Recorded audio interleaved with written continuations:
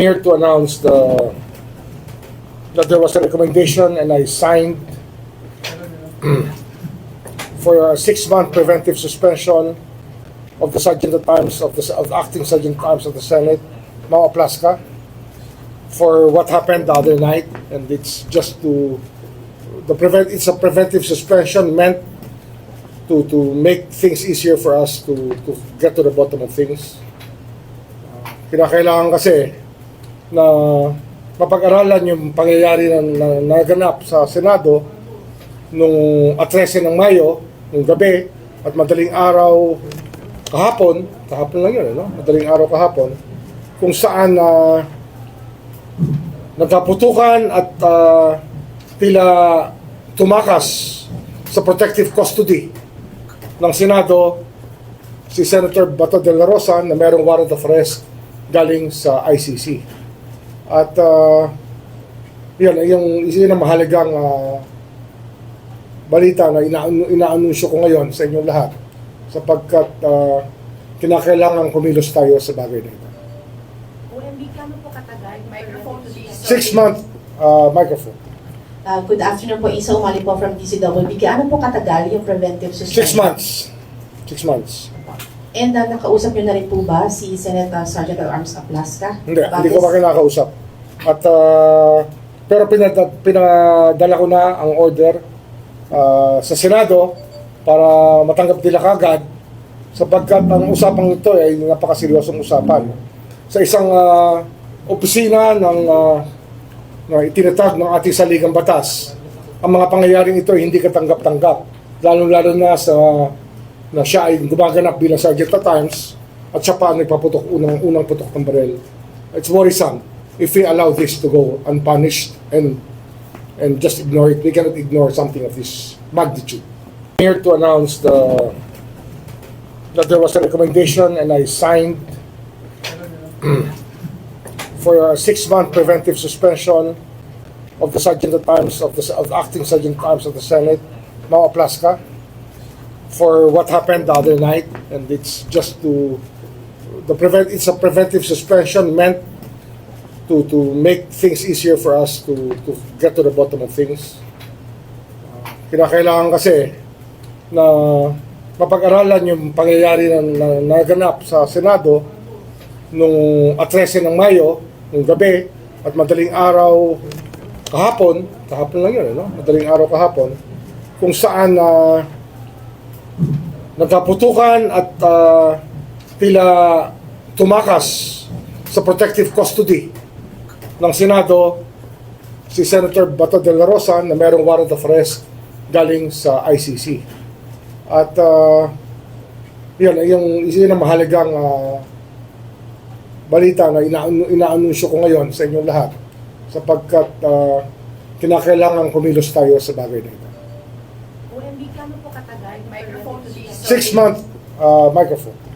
Good afternoon po, Isa Umali po from DCWB. Ano po katagal yung preventive suspension? 6 months.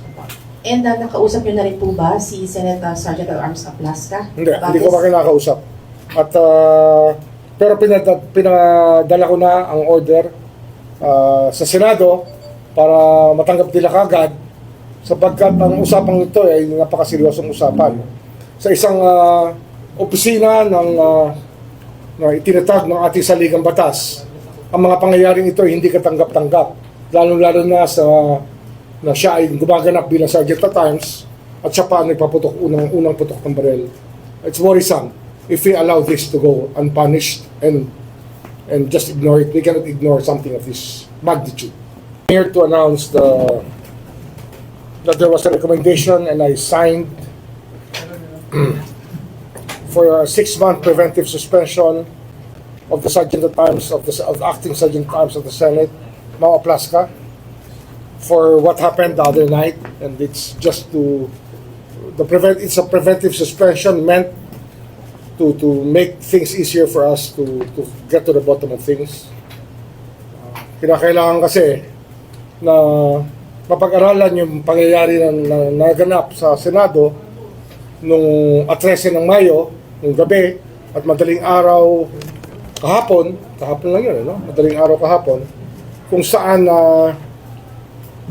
nagkaputukan at tila tumakas sa protective custody ng Senado si Senator Bato de la Rosa na mayroong warrant of arrest galing sa ICC. At yun ang mahalagang balita na inaanunsyo ko ngayon sa inyong lahat sapagkat kinakailangan kumilos tayo sa bagay na ito. OMB, kano po katagal? Microphone please. 6 month microphone. Good afternoon po, Isa Umali po from DCWB. Gaano po katagal yung preventive 6 suspension? months. 6 months. And nakausap niyo na rin po ba si Senator Sergeant at Arms Aplaska? Hindi ko pa kinakausap. At pero pinadala ko na ang order sa Senado para matanggap nila kagad sapagkat ang usapang ito ay napakaseryosong usapan. Sa isang opisina na itinatag ng ating saligang batas, ang mga pangyayaring ito ay hindi katanggap-tanggap, lalo-lalo na na siya ay gumaganap bilang sergeant at arms at siya pa nagpaputok unang putok ng baril. It's worrisome if we allow this to go unpunished and just ignore it. We cannot ignore something of this magnitude. I'm here to announce that there was a recommendation and I signed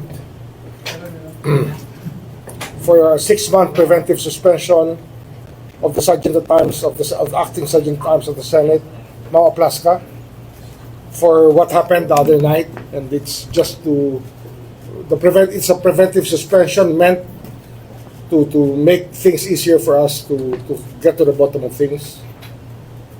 Kinakailangan kasi na mapag-aralan yung pangyayari na naganap sa Senado nung 13 ng Mayo, nung gabi, at madaling araw kahapon lang yun, no? Madaling araw kahapon, kung saan nagkaputukan at tila tumakas sa protective custody ng Senado si Senator Bato de la Rosa na mayroong warrant of arrest galing sa ICC. At yun ang mahalagang balita na inaanunsyo ko ngayon sa inyong lahat sapagkat kinakailangan kumilos tayo sa bagay na ito. OMB, kano po katagal? Microphone please. 6 month microphone. Good afternoon po, Isa Umali po from DCWB. Gaano po katagal yung preventive 6 suspension? months. 6 months. And nakausap niyo na rin po ba si Senator Sergeant at Arms Aplaska? Hindi ko pa kinakausap. At pero pinadala ko na ang order sa Senado para matanggap nila kagad sapagkat ang usapang ito ay napakaseryosong usapan. Sa isang opisina na itinatag ng ating saligang batas, ang mga pangyayaring ito ay hindi katanggap-tanggap, lalo-lalo na na siya ay gumaganap bilang sergeant at arms at siya pa nagpaputok unang putok ng baril. It's worrisome if we allow this to go unpunished and just ignore it. We cannot ignore something of this magnitude.